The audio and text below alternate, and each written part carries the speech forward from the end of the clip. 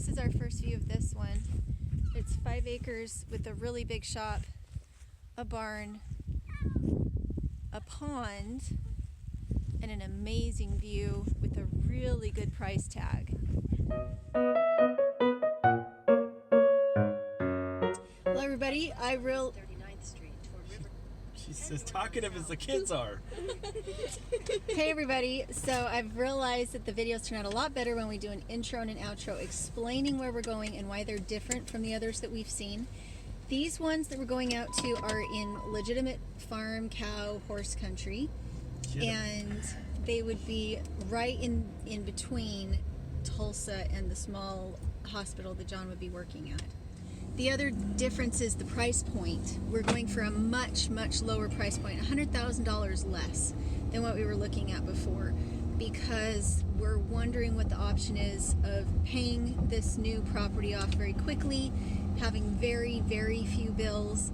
But the other thing is that in order to be in this price range, most of these properties are trailers.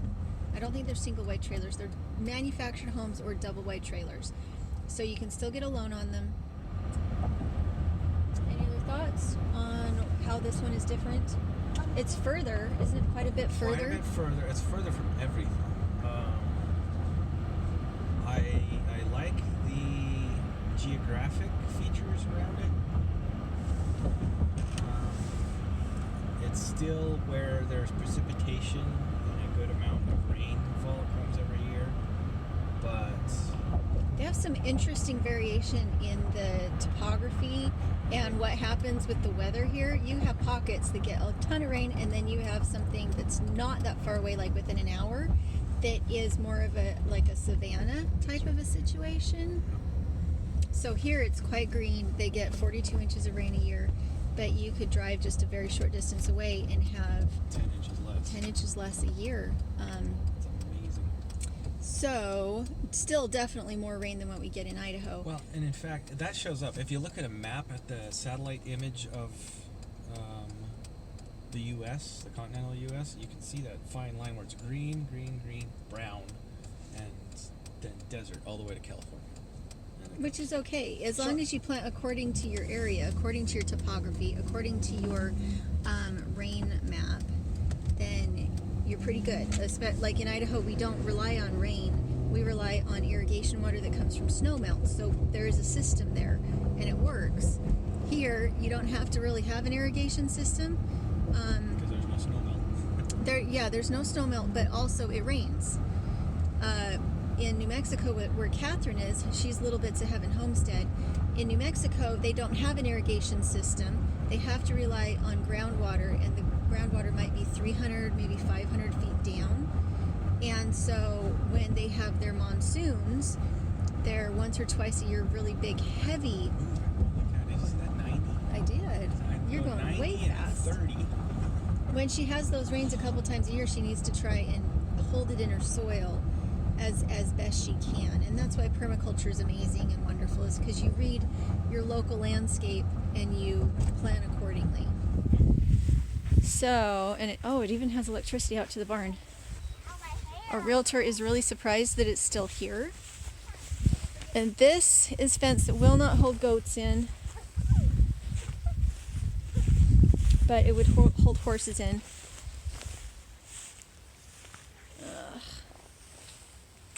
The roof is fine.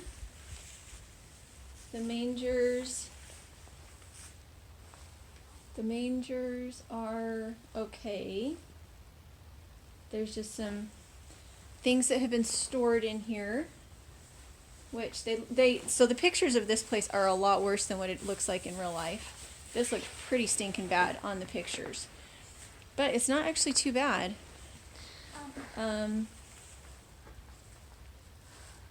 They do have some piers here that look a little bit rough. That one is being totally eaten away. It's wet and coming undone. But I don't really know. It says it's 5 acres, but it's just hard to tell where that 5 acres is. But the fences are adequate for horses. So this one has super good grass. At other places you have the really low, I think it's called like Bermuda grass or something, that you have to keep shorn down to like an inch in order for it to look right. Out here they've got the real thing, the prairie grass. I don't see any foxtails. I don't see any foxtails. It's good grass. And there's lots and lots of roots in there. Oh, now we have foxtails. We just found the foxtails. So there is a pond. And we would probably want to have ducks pretty quick just to keep the mosquito larvae down. This is not a filled pond. This is a pond that fills up from groundwater rain combination, I would imagine. But the water's pretty clear. Frogs or fish? And there's lots and lots of deer. Yeah, there's deer. But the ground, we have had rain and the ground is not, well, famous last words, now I find the soggy spot. So the rest, all the way up there, nothing soggy, nothing wet, even though we've had rain. And down here I get my first bit that has a little bit of sogginess. Let's go up on here. Nope, come on, let's get out of the sogginess. Well, you can get out of the sogginess on the hill. So the girls could probably come out here if we wanted to. We might be able to stock the pond and let the girls fish, but at the very least we could get them some, a little bit of like a canoe or something. Yeah. And I'm sure they could get the ponies in there and let the ponies play in the water. I think this is pretty much an ideal situation and the price is definitely right.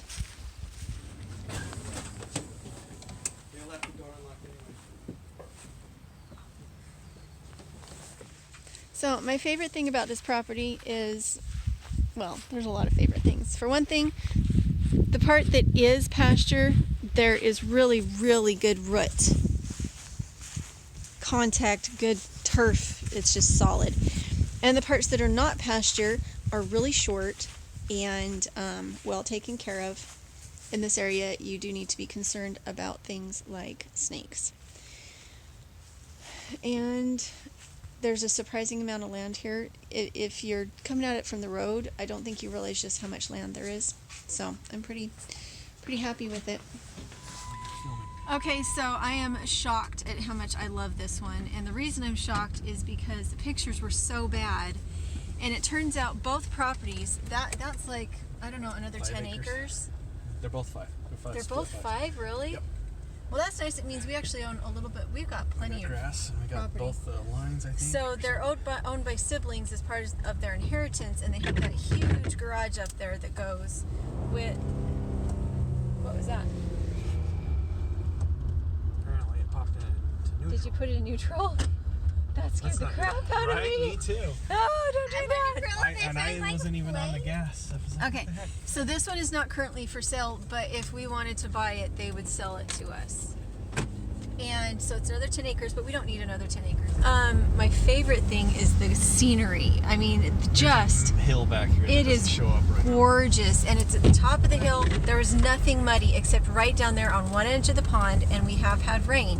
So it means it's not soggy. The roots of the grass can breathe. The roots of trees can breathe. It's not flint. It's good soil. So that one has been on the market for a little while. I almost didn't do it because I thought it just looked really plain and blah and the pictures were bad. So if we were going to make an offer on one at this point, this is the one I would want.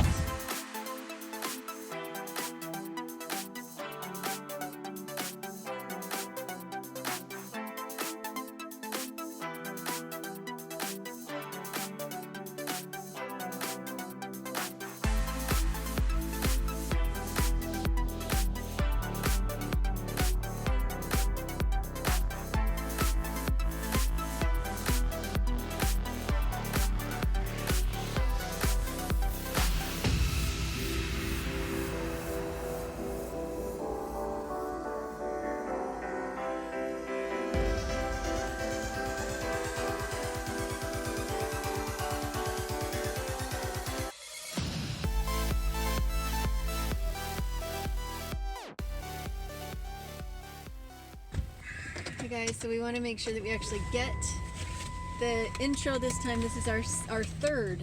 This is our metallic. This is our third trip out to the house.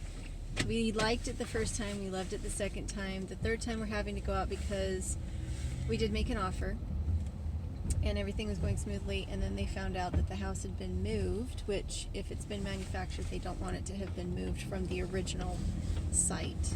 The situation for this particular house is pretty good because it is termite proof, it's a solid foundation, and it's a permanent foundation, and it's steel